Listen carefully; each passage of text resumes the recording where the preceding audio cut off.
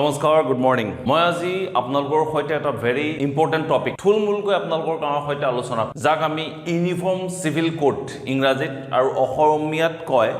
সমৰূপ দেৱানী ইয়াৰ বৰ্তমান সমাজত ইয়াৰ প্ৰয়োজনীয়তা কিমান কিয় প্ৰয়োজন হৈছে আৰু কিয় ইমান দিনলৈকে ইয়াক ভাৰত চৰকাৰে ইমপ্লিমেন্টেশনছ কৰিব পৰা নাই এই বিষয়ে মই আজি সমুকৈ আপোনালোকৰ সৈতে আলোচনা কৰিম আপোনালোকে টিভিৰ মজিয়াত frequently এই শব্দটো ইউনিফৰ্ম সিভিল কোড সদায় অসমীয়াতকৈ ইংৰাজীটো বেছি মনত থাকিব বুলি মই আশা কৰিছো কাৰণ মিডিয়াটো এই ধৰণেই উপস্থাপন কৰে অসমীয়াতকৈ সমৰূপ দেৱানী বিধি এইটোৰ ওপৰত সদায় ডিবেট চলি থাকে চাব আপোনালোকে আমি জানো 284 মেম্বাৰৰ দ্বাৰা ভাৰতৰ সংবিধান ইণ্ডিয়ান কনষ্টিটিউচন খান লিখি উলিওৱা হৈছিল আৰু ইয়াক ইফেক্টিভ কৰিছিল 26 জানুৱাৰী 1950 কিমান চনটো সবে মনত ৰাখিব ইণ্ডিয়ান কনষ্টিটিউচন 2 বছৰ মানে হ'ব এতিয়া প্ৰায় 70 প্লাস হৈ গ'ল আমাৰ দেশ স্বাধীন হোৱাৰ 75 প্লাস হৈ গ'ল 75 প্লাস হ'ব এতিয়া 70 প্লাস পুলিচ সমুকৈ ধৰক হোৱাৰ পিছতো আমাৰ দেশত ইউনিফৰ্ম সিভিল কোড ইমপ্লিমেন্টেশনছ কৰিব পৰা নাই আৰু এটা কথা মনত ৰাখিব যেতিয়া ইয়াতে কিমানজন মেম্বাৰ আছিল 284 মেম্বাৰ আছিল এবোৰ শৰ্ট কোৱেশ্চন পৰীক্ষাত সোধে সিগনেটৰিজ ইণ্ডিয়ান কনষ্টিটিউচনৰ সিগনেটৰিজ কিমানজন 284 মেম্বাৰৰ দ্বাৰা ডিবেট ডিসকাশনৰ ফলত ইণ্ডিয়ান কনষ্টিটিউচনছ পৃথিৱীৰ সবাতোতকৈ দীঘল কনষ্টিটিউচনছ লিখি উলিওৱা হৈছিল তাৰ পিছত মনত ৰাখিব আৰু এটা কথা ইউনিফৰ্ম সিভিল কোড এইটো ডিসকাশনছ হৈছিল 1948 ৰ 23rd নৱেম্বৰ সদায় মনত ৰাখিব ইউনিফৰ্ম সিভিল কোডৰ ওপৰত কনষ্টিটিউচন যেতিয়া লিখি ৰখা হৈছিল তেতিয়া তা কোন দিনা ডিসকাশনছ কৰিছিল 1948 23 নৱেম্বৰ দিনা ডিসকাশনছ কৰিছিল মই এইখিনতে ক'ব বিচাৰো কেজনমান বিশেষ ব্যক্তিৰ কাৰণে মানে I don't want to mention the name বিশেষ ব্যক্তিৰ ফলত তেওঁলোকৰ অপোজিংৰ ফলত আমাৰ ইউনিফৰ্ম সিভিল কোড আসলতে দেশ স্বাধীন হোৱাৰ পিছতে ইমপ্লিমেন্টেশনছ হৈ যাব লাগিছিল কিন্তু আমাৰ নহল তাৰোপৰি ইউনিফৰ্ম সিভিল কোড ইচ্ছা কৰিলে ব্ৰিটিছেও বহু বছৰৰ আগতে আমাক দি থৈ যাব পাৰিলেহেঁতেন সবে আমি জানো ব্ৰিটিছৰ এগেইনষ্টে যেটো ফাইট হৈছিল 1857 এটো কথা আমি সবে জানো 1857 ত ব্ৰিটিছৰ এগেইনষ্টে যি বৃহৎ যুদ্ধ হৈছিল সেই যুদ্ধত ব্ৰিটিছ যদিও হাৰিছিল কিন্তু ব্ৰিটিছে সেইখিনি সময়ত গম পাইছিল যে ইণ্ডিয়াক ডমিনেট কৰিবৰ কাৰণে ইণ্ডিয়াৰ কিছু বস্তুৰ ওপৰত তেওঁলোকৰ প্ৰভাৱ সম্পূৰ্ণৰূপে নাইকিয়া কৰিছিল তাৰ ভিতৰত এটা প্ৰভাৱ হৈছে ধৰ্ম ৰিলিজন ব্ৰিটিছে সেইখিনি সময়ত এটা এনাউন্সমেন্ট দিছিল যে তোমালোকে ধৰ্মৰ ওপৰত যেনে ধৰণৰ পাৰ্সোনেল ল বনাব বিচাৰিছা তাত আমি কেতিয়াও হস্তক্ষেপ নকৰো কিন্তু ইকোনমিক অৰ্থাৎ ফাইনান্সিয়েল ক্ষেত্ৰত আমাৰ পুৰা হস্তক্ষেপ থাকিব অৰ্থাৎ ব্ৰিটিছ ৰাজৰ সময় পায় ভাৰতবৰ্ষত কিছুমান পাৰ্সোনেল ল ফ্ৰম হ'ব ধৰিলে যেনে মুছলিম পাৰ্সোনেল ল হিন্দু পাৰ্সোনেল ল বিভিন্ন জনগোষ্ঠী সম্পৰ্কীয় পাৰ্সোনেল ল অসংখ্য পাৰ্সোনেল ল আমাৰ সমাজত আছে কিছু কিছু ক্ষেত্ৰত আমাৰ যেনেকৈ হিন্দু পাৰ্সোনেল লটো বহুত আপগ্ৰেড কৰি দিয়া হ'ল আপগ্ৰেড কৰি যেনে সতীদাহ প্ৰথা আমি সবে জানো এইবিলাক প্ৰথা নাইকিয়া কৰি বহুখিনি আপডেট কৰিলে আৰু এই ইণ্ডিয়ান কনষ্টিটিউচনত এটা আৰ্টিকেল আছে আৰ্টিকেল হৈছে 44 সদায় মনত ৰাখিব আৰ্টিকেল 44 ত এই ইউনিফৰ্ম সিভিল কোডৰ কথা লিখা আছে আৰ্টিকেল যেহেতু সংবিধানত ইউনিফৰ্ম সিভিল কোড আনিব নোৱাৰিলে গতিকে আৰ্টিকেল 44 ত সংবিধান নিৰ্মাণকৰ্তা সকলে এটা কথা কৈ গ'ল যে ভাৰত চৰকাৰে ইচ্ছা কৰিলে ভাৰতবৰ্ষৰ সকলো ধৰ্ম জাতি গোষ্ঠী বৰ্ণ নিবিশেষে সকলোকে সমান কৰি আৰু সেইখানে হ'ব সমৰূপ দেৱানী বিধি বুলি গৃহীত হ'ব কিন্তু আপুনি ভাবি চাওক সংবিধানত স্পষ্টকৈ লিখা আছে ভাৰত চৰকাৰে ইচ্ছা কৰিলেই ইউনিফৰ্ম চিভিল কোড আনিব পাৰে কিন্তু আজিলৈকে কাৰো খা হোৱা নাই আশা কৰিছোঁ এইকেইদিনতে অৰ্থাৎ নহলেও মোদী চৰকাৰৰ দিনত কিজনী হৈ যাব পাৰে বুলি সবে ধাৰণা কৰি আছে কাৰণ অলৰেডি ৰাজ্যসভাত বা লোকসভাত প্ৰাইভেট মেম্বাৰ বিল এইবিলাক ইউনিফৰ্ম চিভিল কোডৰ ওপৰত অলৰেডি আহি আছে তাৰোপৰি আমি এটা জানো চাহবানু কেছতো ঠিক ইউনিফৰ্ম আমাৰ সুপ্ৰিম কোৰ্টে অফ ইণ্ডিয়াই চাহবানু কেছৰ কাৰণে ডিচিশ্যন দিওঁতে ভাৰত চৰকাৰক সেইখিনি সময়তে সুপ্ৰিম কোৰ্ট অফ ইণ্ডিয়াই নিৰ্দেশ দিছিল ইউনিফৰ্ম চিভিল কোড আনিবৰ কাৰণে মই আজিৰ পৰা 2-3 দিন আগত অৰ্থাৎ 9 জুলাই 2021ত দিল্লী হাই কোৰ্টে সেম এটা জাজমেন্ট দিছে এটা এনেকুৱা ধৰণৰ জাজমেন্টৰ ক্ষেত্ৰত বিবাহ আৰু বিচ্ছেদৰ জাজমেন্টৰ ক্ষেত্ৰত আকৌ ইউনিফৰ্ম চিভিল কোড আনিবৰ কাৰণে চৰকাৰক আবেদন জনাইছে সেইখিনি সময়ত হাইকোৰ্টে কি কথা কৈছিল মই হেতু আপোনালোকৰ কাৰণে কৈ দিছো হাইকোৰ্টে কি কৈছিল জানেনে জাজমেন্টৰ সময়ত যে ট্ৰেডিশনেল বেৰিয়াৰ্ছ অফ ৰিলিজনছ আৰ স্লোলি ডিসিপেটিং অসমীয়াটো মই ইমান ডিটেইলছত নকওঁ অসমীয়াটো আপোনালোকে সিম্পলকৈ এনেকেও বুজিব পাৰে যে ধৰ্মৰ যিবোৰ ট্ৰেডিশনছ আছে সেই ট্ৰেডিশনছবোৰে লাহে লাহে আমাৰ জাজমেন্টৰ কাৰণে জাজমেন্টবোৰ নষ্ট হৈ গৈছে বুলিও আপোনালোকে ইমাজিন কৰিব পাৰে বা ধৰিব পাৰে এতিয়া কথাটো হ'ল কি ইউনিফৰ্ম চিভিল কোড বুজাবৰ কাৰণে মই আৰু এটা আপোনালোকক কনসেপ্ট দিওঁ হেতু হৈছে চাওক মই যদি মাৰ্ডাৰ কৰোঁ যোনে মোৰ ভিডিঅ' চাই আছে সি যদি মাৰ্ডাৰ কৰে বা কেৰালাৰ মানুহ এটাই মাৰ্ডাৰ কৰে সবৰে দণ্ড একে থাকিব ইণ্ডিয়ান পেনেল কোডৰ মতে তেওঁলোকৰ দণ্ড সমান থাকিব ক্লিয়াৰ হ'ল ইণ্ডিয়া ভাৰতবৰ্ষত যোনে যতে ইৰেসপেক্টিভ অফ देयर ৰিলিজনছ কাষ্ট যে মাৰ্ডাৰ কৰিলে দণ্ড একেটাই সিমিলাৰলি আমাৰ যেতিয়া ইলেকশ্যন হয় ইলেকশ্যনত কোড অফ কণ্ডাক্ট লাগে সদায় আপোনালোকে চাব পলিটিচিয়ানৰ 48 আৱাৰ্ছ আগত তেওঁৰ কেম্পেইনিং বন্ধ হয় ভাৰতবৰ্ষৰ সকলো দেশৰ সকলো নাগৰিকৰ বাবে সমান হেতু মডেল কোড অফ কণ্ডাক্টটো সিমিলাৰলি যদি মই চাওঁ আকৌ আমাৰ স্কুল এখন ইমাজিন কৰক বা স্কুল কলেজ এখন ইউনিফৰ্ম কৰক তাতে চাব সদায় ইউনিফৰ্ম দিয়ে ইউনিফৰ্ম কিয় দিয়ে ইউনিফৰ্ম দিলে কোনো জাতি ধৰ্ম বৰ্ণ কাকো আমি ডিসিশন ল'ব নোৱাৰো যে সেই ষ্টুডেন্ট বা ছাত্ৰজনে কি ধৰ্মৰ হয় কেনেকুৱা হয় তেওঁ ফাইনান্সিয়েল কণ্ডিশনছ কেনেকুৱা ইউনিফৰ্ম সব সমান এতিয়া আমাৰ ভাৰতবৰ্ষত আমি জানো যে বহু সংখ্যক পাৰ্সোনেল ল এতিয়াও মজুত আছে তাৰে ভিতৰত কি হয় বহু সংখ্যক যিসকল পাৰ্সোনেল ল মানি চলে এতিয়াও তেওঁলোকে কিন্তু ইণ্ডিয়ান পেনেল কোডো মানি চলে কিছু ক্ষেত্ৰত কিন্তু কেইটামান কণ্ডিশনছ আছে সেইকিটা হৈছে মই আপোনালোকৰ কাৰণে লিখি দিছো চাওক মেৰিজ ডাইভোৰ্স এণ্ড মেইনটেনেন্স মেৰিজ বিবাহ ডাইভোৰ্স বিচ্ছেদ হিন্দীত কয় তালাক বুলি কয় সাকসেশন সম্পত্তিৰ ভাগ বিতৰা বা উত্তৰাধিকাৰী এডপশন যাক আমি সন্তান গোদ লোৱা বুলি কোৱা হয় এই চাৰিটাৰ ক্ষেত্ৰত বিভিন্ন পাৰ্সোনেল ল ক্ষেত্ৰত এইকিটাই বেলেগ বেলেগ আমাৰ তাত নীতি নিয়ম দেখা যায় ইউনিভাৰ্সাল সিভিল কোড আমাৰ দেশত স্থাপনা হয় তেতিয়াহলে এইকিটাৰ ক্ষেত্ৰত সেম ল সকলোতে এপ্লাই হ'ব কিন্তু ইউনিফৰ্ম সিভিল কোড নাহাৰ কাৰণে মেৰিজ নো প্ৰবলেম বিভিন্ন ধৰণৰ ধৰ্মৰ মানুহে বিভিন্ন ধৰণে বিয়া পাতিব পাৰে হেতুত কোনো কথা নাই হেতু আমাক সুপ্ৰিম কোৰ্টে আমাক এটা সুপ্ৰিম কোৰ্ট আহিছে সংবিধানে এটা আমাক আৰ্টিকেল দিছে আৰ্টিকেলটো হৈছে আপোনাৰ সবে মনত ৰাখক আৰ্টিকেল 25 আৰ্টিকেল 25ত কি কৈছে ভাৰতবৰ্ষত প্ৰতিজন ব্যক্তিয়ে নিজৰ মতে নিজৰ পছন্দ অনুসৰি ধৰ্ম ল'ব পাৰিব ধৰ্মৰ প্ৰচাৰ চলাব পাৰিব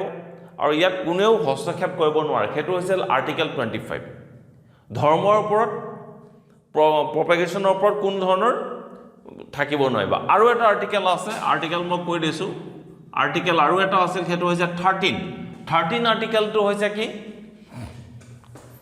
ভাৰতৰ সংসদে এনেকুৱা ধৰণৰ বা ভাৰত চৰকাৰে এনেকুৱা ধৰণৰ কোনো এক্ট আনিব নোৱাৰিব যিয়ে আমাৰ মৌলিক অধিকাৰ খৰ্ব হ'ব পাৰে গতিকে এই আৰ্টিকেল 25 আৰু আৰ্টিকেল 13ৰ মাজত এটা ক্লেশ দেখা যায় ইউনিফৰ্ম চিভিল কোডৰ ওপৰত এটা বিভিন্ন পাৰ্সোনেল ল থকা বিশেষকৈ কি হৈছে সবতকৈ ডাঙৰ কথাটো হৈছে যে এটা বিশেষ সম্প্ৰদায়ৰ লোকৰ ক্ষেত্ৰত অৰ্থাৎ বেছিকৈ ডিবেট হোৱা দেখা যায় সেইটো হৈছে মুছলিম সম্প্ৰদায়ৰ লোকৰ ওপৰত আৰু মুছলিম সম্প্ৰদায়ৰ লোকৰ তেওঁলোকৰ যুক্তিটোৱে হৈছে যে মেৰিজ ডাইভোৰ্স সাকসেশনস আৰু এডপশনস তেওঁলোকৰ সম্পূৰ্ণৰূপে পাৰ্সোনেল লৰ ওপৰত চলিব কিন্তু তেওঁলোকে আকৌ ইণ্ডিয়ান পেনেল কোডটো মানি চলে এটা দিশত যি ধৰি লওক মাৰ্ডাৰ হওক যিবা কেছ হওক কোনোবাই মাৰপিট কৰিলে যি হওক চুৰি হওক ডকাইত হওক এইবোৰৰ ক্ষেত্ৰত ইণ্ডিয়ান পেনেল কোডটো তেওঁলোকে ভাৰতীয় দণ্ডবিধি মানি চলে কিন্তু এই কিটাৰ ক্ষেত্ৰত তেওঁলোকে যি ইণ্ডিয়ান পেনেল কোড আছে সেই প্ৰসেসিঙত তেওঁলোক যাব নিবিচাৰে তেওঁলোকে এটো সম্পূৰ্ণৰূপে ধৰ্ম আধাৰত চলিব বুলি বিচাৰিছে এই ক্ষেত্ৰত ধৰ্মৰ আধাৰ বিভিন্ন ধৰণৰ পাৰ্সোনেল লৰ কাৰণে মেৰিজ ডাইভোৰ্সৰ ক্ষেত্ৰত সাংঘাতিক ধৰণে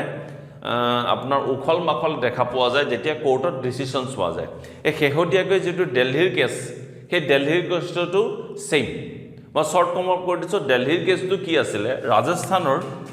ৰাজস্থান বেস কেছ এটো এটা ৰাজস্থান বেস কেছ তেওঁলোকৰ দুইজন আছিল পতি পত্নী মিনা কমিউনিটি মৰ থাকিব সবে দুইজন হাজবেন্ড ওয়াইফ এজন আছিল হাজবেন্ড আৰু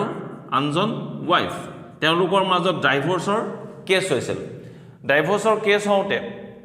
যেহেতু ইয়াতে যুক্তিটো এটো হাজবেন্ডে যেহেতু তেওঁ হিন্দু ধৰ্মৰ মতে বিয়া পাতিছিল গতিকে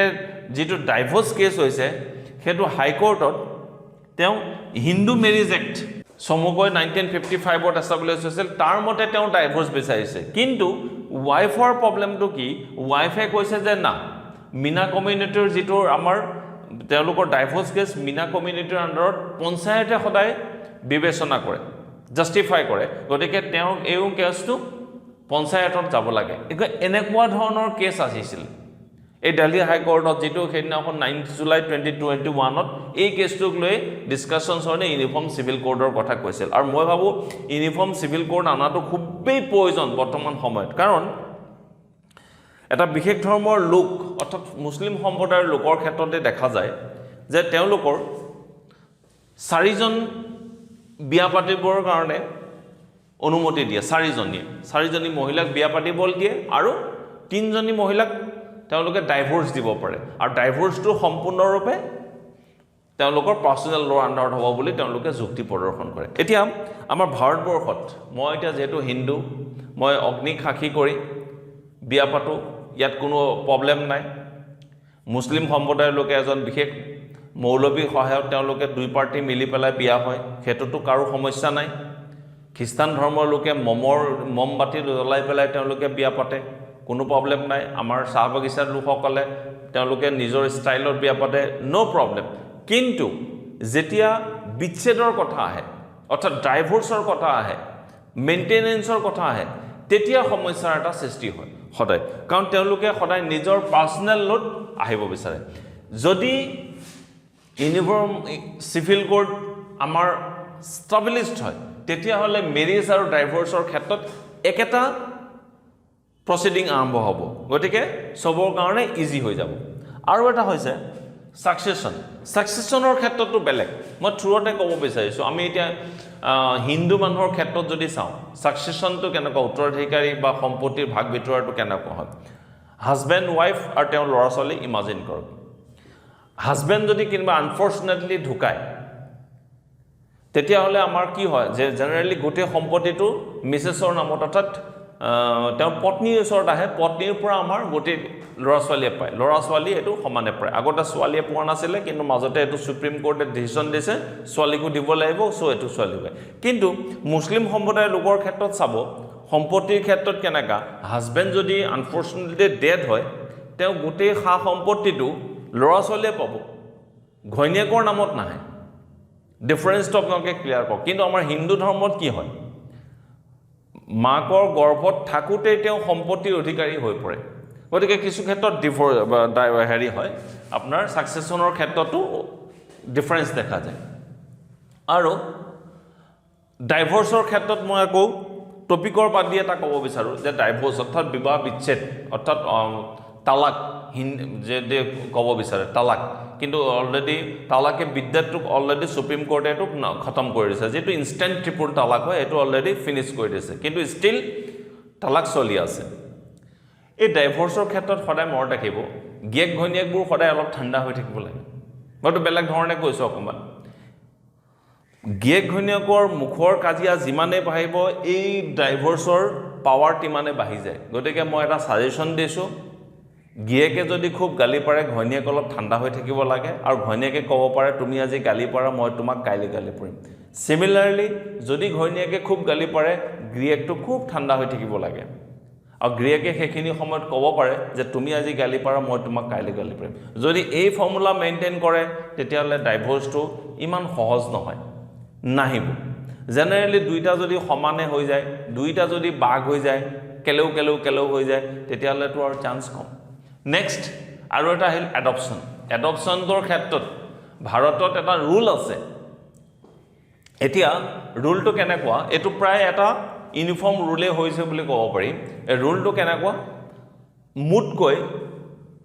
25 বছৰৰ সৰু ল'ৰা বা ছোৱালীক মই এডপ্ট কৰিব পাৰোঁ অৰ্থাৎ তাৰমানে কোনো এজন ব্যক্তিয়ে কোনো এটা ফেমিলিয়ে যদি ল'ৰা ছোৱালীক এডপ্ট কৰিব বিচাৰে সেই ফেমিলিটোৰ অৰ্থাৎ মাক বা দেউতাকৰ বা মই যদি কৰিব বিচাৰোঁ মোৰ বয়স আৰু কেঁচুৱাৰ বয়স 25 ইয়াৰ্ছৰ ডিফাৰেঞ্চ থাকিব লাগিব আগতে এইটো 21 ইয়াৰ্ছো আছিলে এতিয়া বহাই পেলাই 25 ইয়াৰ্ছ কৰি দিলে গতিকে এইটো এটা ইউনিফৰ্ম ৰুল এইখিনিতে মই আকৌ এটা কৈছোঁ 25 ইয়াৰ্ছ হ'বই লাগিব নহ'লে কি হ'ব 25 বছৰৰ ছোৱালী এজনী যদি 25 বছৰৰ ল'ৰা এটাই যদি 20 বছৰীয়া ছোৱালী এজনী এডপ্ট কৰি লয় হা হোৱাট উইল হেপেন ন' এইটো হ'ব নোৱাৰে সদায় 25 বছৰৰ ডিফাৰেঞ্চ হ'ব লাগিব মনত ৰাখি ল'ব চ' এই ভিডিঅ'টোৰ যোগেদি মই এইখিনিয়ে বুজাব বিচাৰিছোঁ যে ইউনিফৰ্ম চিভিল কোড বৰ্তমান সমাজত খুবেই প্ৰয়োজন এই মেৰিজ ডাইভোৰ্চ মেইনটেনেন্স সাকসেছন আৰু এডপশ্যনটোত প্ৰায় কনফাৰ্ম হৈ গৈছে এই তিনিটা ক্ষেত্ৰত যাতে আমাৰ ইউনিফৰ্মিটি আহিব পাৰে আমাৰতো আমি সদায় কওঁ এক দেশ এক কানুন এখন দেশ এটা নিয়ম হ'ব লাগে সবৰে এইটো আমি সবে ক'ব বিচাৰোঁ আৰু এইখিনিতে এটা কথা মই ক'ব বিচাৰিছোঁ এই পাৰ্চনেল লত কিছুমান কথা লিখা আছে কাৰণে অলপ কন্ট্ৰভাৰ্সি সৃষ্টি হয় যেনে ধৰি লওক এটা মুছলিম পাৰ্চনেল লত এজন মুছলিম পুৰুষক 4জনী বিয়া পাতিব দিছে আৰু 3জনী মহিলাক তালাক দিব পাৰে কিন্তু মোৰ যথেষ্ট সংখ্যক মুছলিম মানুহৰ লগত মোৰ ডিল থাকে কিন্তু মইতো দেখাই নাই 4জনী বিয়া পতা বা শুনাও নাই এইবোৰ লিখা আছে কাৰণে সমস্যাৰ সৃষ্টি হৈ আছে আচলতে খজা মইতো আজিলৈকে পাৰ্চনেলি কোনো মানুহক লগ পোৱা নাই যে 4জনী বিয়া পাতিছে বুলি ক'ৰবাত 2-এজন থাকে আৰু ইনফেক্ট আমাৰ হিন্দু ধৰ্মৰ মানুহৰ মাজতো থাকে ৰামবিলাস পাছৱান কেইদিনমান আগতে ঢুকাইছে তেওঁ 2জনী বিয়া পতা মুলায়ম সিং যাদৱ 2জনী বিয়া পতা শশী থাৰুৰ এনেকৈ বহুত পলিটিকেল লিডাৰ আছে